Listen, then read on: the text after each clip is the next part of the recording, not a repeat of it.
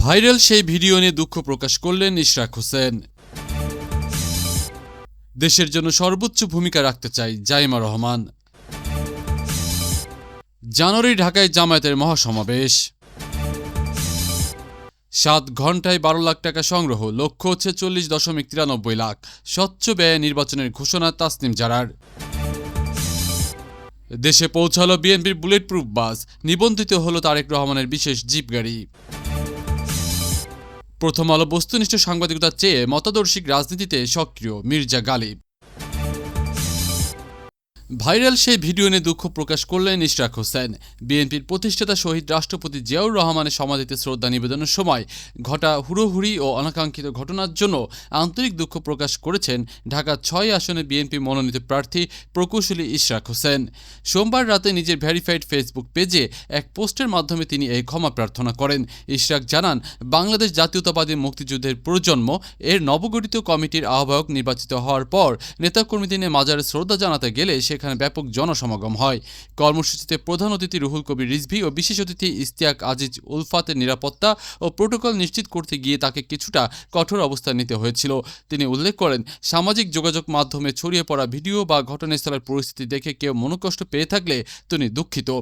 ইশতিয়াক আরও লিখেছেন, বর্তমান সময়ে মুক্তিযুদ্ধের প্রকৃত গৌরবোজ্জ্বল ইতিহাস নতুন প্রজন্মের কাছে তুলে ধরা এবং স্বাধীনতার শত্রুদের আস্ফালন রুখে দেওয়াই তার সংগঠনের মূল লক্ষ্য।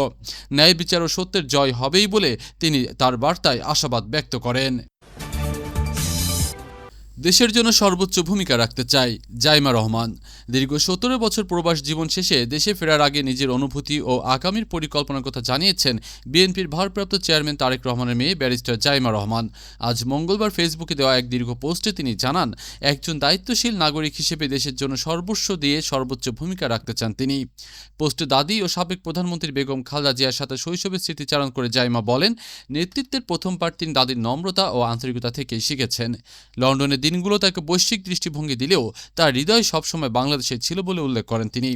জাইমা আরও জানান, ছাত্র জনতার গণ অভ্যুত্থানের সময় তিনি নেপথ্যে থেকে সাধ্যমতো ভূমিকা রাখার চেষ্টা করেছেন। দেশে ফিরে তাদের পাশে থাকা এবং বাবার কাজে সর্বাত্মক সহায়তা করার পাশাপাশি সাধারণ মানুষের অভিজ্ঞতায় প্রিয় বাংলাদেশকে নতুন করে জানার আগ্রহ প্রকাশ করেছেন এই তরুণ ব্যারিস্টার। জাইমা রহমানের এই পোস্টটি ইতিমধ্যে বিএনপির ভেরিফাইড ফেসবুক পেজ থেকেও শেয়ার করা হয়েছে, যা রাজনৈতিক অঙ্গনে বিশেষ আলোচনার জন্ম দিয়েছে। 3 জানুয়ারি ঢাকায় জামায়াতের মহাসমাবেশ।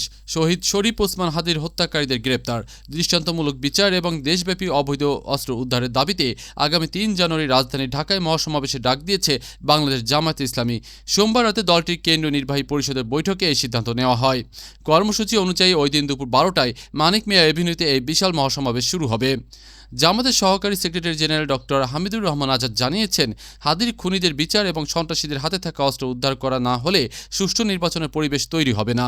মহাসমাবেশটি সফল করতে ইতিমধ্যে ঢাকা মহানগর উত্তর ও দক্ষিণ শাখা সমন্বয় সভা করেছে এবং তৃণমূল পর্যায়ে জোর প্রস্তুতি শুরু হয়েছে। দলটির লক্ষ্য এই সমাবেশে 10 লাখেরও বেশি মানুষের অংশগ্রহণ নিশ্চিত করা। উল্লেখ্য যে ইনকলাব মঞ্চের মুখপাত্র হাদি হত্যার ঘটনায় প্রশাসনের পক্ষ থেকে দ্রুত পদক্ষেপ নেওয়ার দাবি জানিয়ে আসছে বিভিন্ন রাজনৈতিক ও সামাজিক সংগঠন। 7 ঘন্টায় 12 লাখ টাকা সংগ্রহ, লক্ষ্য 46.93 লাখ। স্বচ্ছ ব্যয় নির্বাচনের ঘোষণা তাসনিম জারার।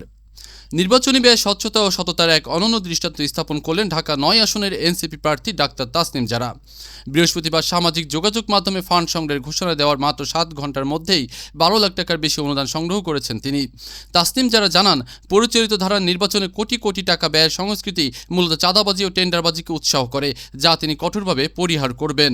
তার নির্বাচনী আসনে 4,70,000 ভোটারের বিপরীতে নির্বাচন কমিশনের নিয়ম অনুযায়ী সর্বোচ্চ 47 লাখ টাকা ব্যয়ের সুযোগ থাকলেও তিনি জনগণের কাছ থেকে এই অর্থের সংগ্রহের ডাক দিয়েছেন। সংগৃহীত অর্থের পাই হিসাব জনসম্মুখে প্রকাশের অঙ্গীকার করে তিনি বলেন, মোবাইল ফিনান্সিয়াল সার্ভিসের লিমিট শেষ হওয়ায় বর্তমানে কেবল ব্যাংকের মাধ্যমে অনুদান নেওয়া হচ্ছে। 34 লাখ টাকা সংগ্রহ সম্পন্ন হলে ফাইন রেজিং বন্ধ করে দেওয়া হবে বলেও জানান তিনি। মূলত স্বচ্ছতা নিশ্চিত করে রাজনীতিকে সাধারণ মানুষের হাতে ফিরিয়ে দেওয়ার এই উদ্যোগটি ইতিমধ্যে নেট দুনিয়ায় ব্যাপক প্রশংসা কুড়াচ্ছে। দেশে পৌঁছালো বিএনপির বুলেট প্রুফ বাস, নিবন্ধিত হলো তারেক রহমানের বিশেষ জিপ গাড়ি। আসন্ন ত্রয়োদশ জাতীয় সংসদ নির্বাচনকে সামনে রেখে দলীয় প্রচার ও শীর্ষ নেতাদের নিরাপত্তা নিশ্চিতে বড় ধরনের প্রস্তুতি নিয়েছে বিএনপি। এরই অংশ হিসেবে দলটির জন্য কেনা একটি অত্যাধুনিক বুলেট প্রুফ বাস গতকাল চট্টগ্রাম বন্দরে খালাস শেষে এখন ঢাকার পথে রয়েছে। আজ বা কালকের মধ্যেই বাসটি নয়াপল্টন কার্যালয়ে পৌঁছানোর কথা। পাশাপাশি ভারপ্রাপ্ত চেয়ারম্যান তারেক রহমানের ব্যবহারের জন্য জাপান থেকে আনা ল্যান্ড ক্রুজার প্রাডো LC 250 মডেলের একটি বিলাসবহুল জিপ গাড়িও ইতিমধ্যে নিবন্ধিত হয়েছে।